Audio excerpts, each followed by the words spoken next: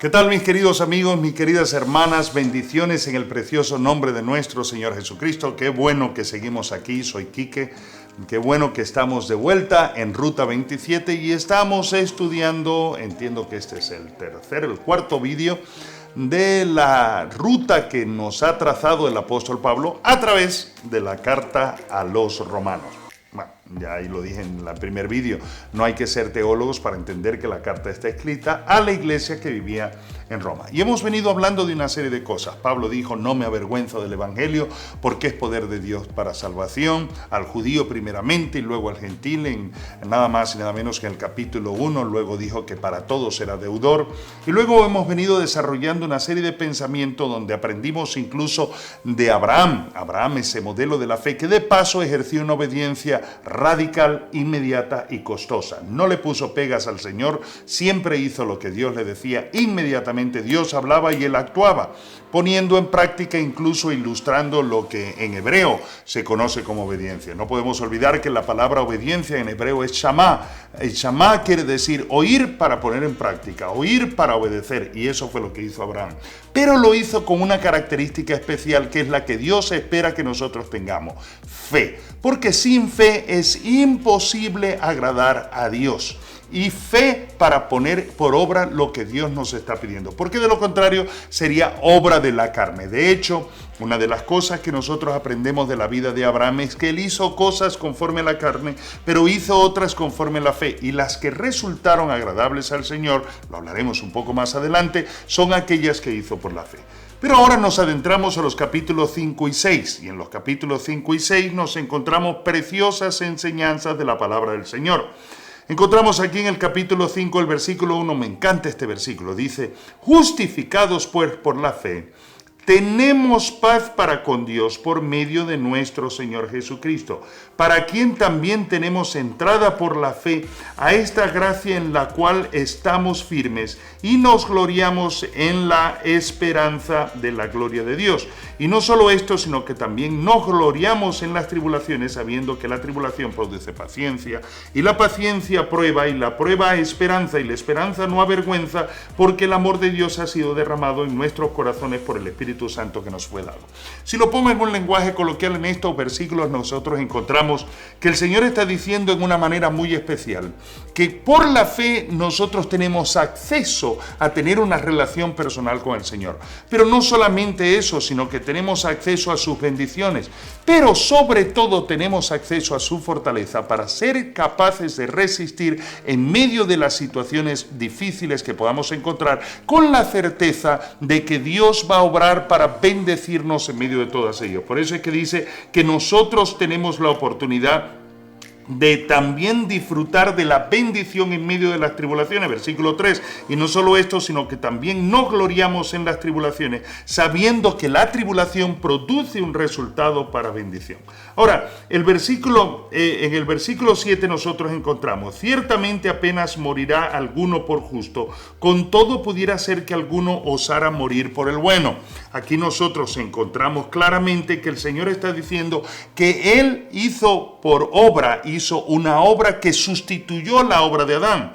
Y luego lo encontramos en el versículo 12, dice: por tanto, como el pecado entró en el mundo por un hombre, y por el pecado la muerte, así la muerte pasó a todos los hombres, por cuanto todos pecaron. En el versículo 23 del capítulo 3, nosotros encontramos algo similar. Dice: por cuanto todos pecaron y están destituidos de la gloria del Señor. Es decir, Dios está señalando aquí que la desobediencia de Adán produjo la perdición del hombre. Pero nosotros encontramos también que aquí en el versículo 7 está diciendo que la muerte de Jesucristo borró la acción de Abraham, y Dios restableció a través de Jesucristo la salvación que nosotros tenemos en el Señor Jesús. Yo te voy a recordar algo. Si tú te acuerdas un poquitillo, el primer milagro del Señor Jesucristo fue convertir el agua en vino. Eso habla que todo primero de transformación. Pero el vino también es de pacto y de alegría, de gozo. Es un símbolo del restablecimiento de una relación. Si recordamos un poco más atrás, en una de las primeras plagas que hizo nada más y nada menos que Moisés. Tenía que ver con haber convertido el agua de Egipto en sangre. Mira la diferencia.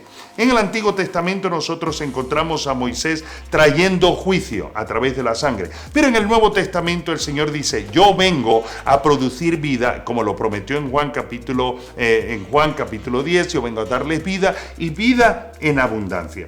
Así que, mis queridos hermanos, nosotros tenemos aquí nada más y nada menos que la posibilidad de entender que nosotros podemos ser transformados a través de la gracia. Y gracia es un don inmerecido que Dios nos ha dado. No lo merecemos. Por lo menos yo no lo merezco. Yo le he dado miles y millones de razones al Señor para desecharme a Dios, pero Él en su infinita misericordia me ha amado y me ha dado la oportunidad, por medio de la fe, de restablecer mi relación con Él para poder vivir victoriosamente para la gloria y la honra de su nombre. Ahora, cuando nosotros vamos al versículo 19 de este capítulo 5, dice algo tremendamente extraordinario. Porque así como por la desobediencia de un hombre los muchos fueron constituidos pecadores, así también por la obediencia de uno los muchos serán constituidos justos. Pero la ley se introdujo para que el pecado abundase, mas cuando el pecado abundó, sobreabundó la gracia, para que así como el pecado reinó para muerte, así también la gracia reine por la justicia para vida eterna mediante Jesucristo, Señor nuestro. Ahora, cuando entramos al capítulo 6, nos encontramos con otra gran realidad.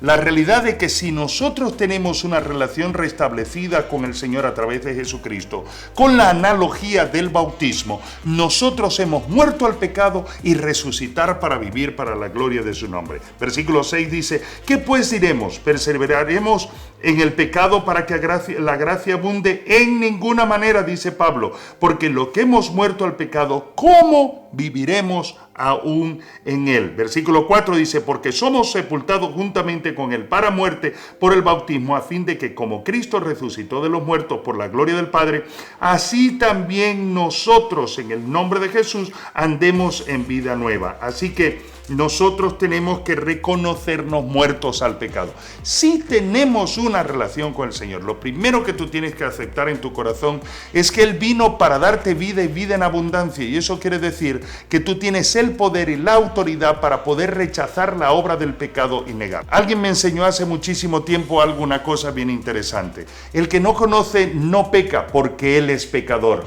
Mientras que los que conocemos al Señor somos los que elegimos pecar. Y yo quiero animarte a que tú veas que en esta carta, en el capítulo 6, en el versículo 12, por ejemplo, dice, no reine pues el pecado en vuestro cuerpo mortal, de modo que los obedezcáis en sus concupiscencias, ni tampoco presentéis vuestros miembros al pecado como instrumentos de iniquidad, sino presentaos vosotros mismos a Dios como vivos de entre los muertos y vuestros miembros a Dios como instrumentos de justicia, porque el pecado no se enseñoreará de vosotros, pues no estáis bajo la ley, sino bajo la gracia.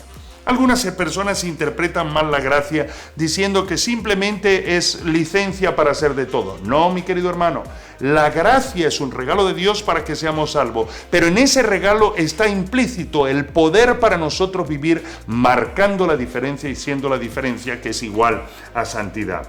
Luego nosotros encontramos en el versículo 18 que dice, y libertados del pecado, vinisteis a ser siervos de justicia. Gracias a la sangre que Jesucristo derramó por nosotros, hemos sido liberados de la paga del pecado que es señalada en el versículo 23. Porque la paga del pecado es muerte, mas la dádiva de Dios es vida eterna en Cristo Jesús, Señor nuestro. Sé que estas son cosas muy doctrinales, pero que necesitamos saber. A través de la fe en Jesucristo no solamente tienes acceso a Dios, sino que puedes vivir victoriosamente sobre el pecado. ¿Qué es lo único que necesita? Decidir, como dice el versículo 10, aquí el versículo 12, no permitir que reine el pecado en ti. En el versículo 8 nos vamos a encontrar una promesa extraordinaria. Pero por ahora quiero animarte de nuevo a que hagas sopa y que tú trates de ver qué te habla el Señor en estos dos capítulos y sobre todo en manera particular qué puedes poner en práctica. Que tú le pidas en ese ejercicio de sopas al Señor que Él pueda ayudarte a fortalecer y a cambiar aquellas cosas que tienes que cambiar y sobre todo que te muestre a quién se lo tienes que compartir, porque no hay cosa más extraordinaria que compartir lo que Dios hace con nosotros.